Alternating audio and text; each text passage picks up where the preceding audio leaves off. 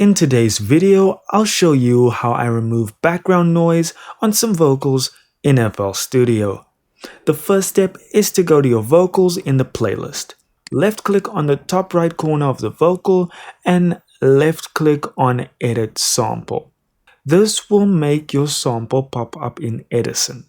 You will want to zoom in with your mouse scroller and listen for a section in the vocal with the noise you're trying to remove.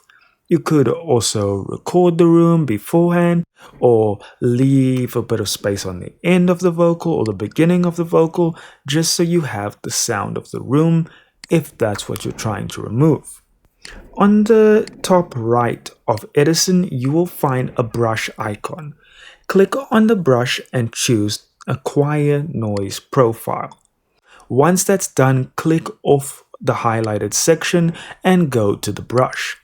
Now we can see our noise on the visual EQ.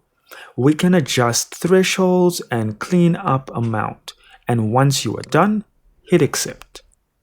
It will begin denoising, and once it's done, you will have a clean vocal. Keep in mind that this function does not discriminate, so if you accidentally highlight a breath sound, it will try to clean up all those sounds, and it really just targets sound frequencies. Some of those frequencies might affect your vocal too. So keep that in mind. Make sure to listen back to it and hear how it sounds in the mix too. Ideally, you would record in a quiet space, but for myself and many others, that isn't always an option. I stay on the top floor in an apartment building in a city known for being windy.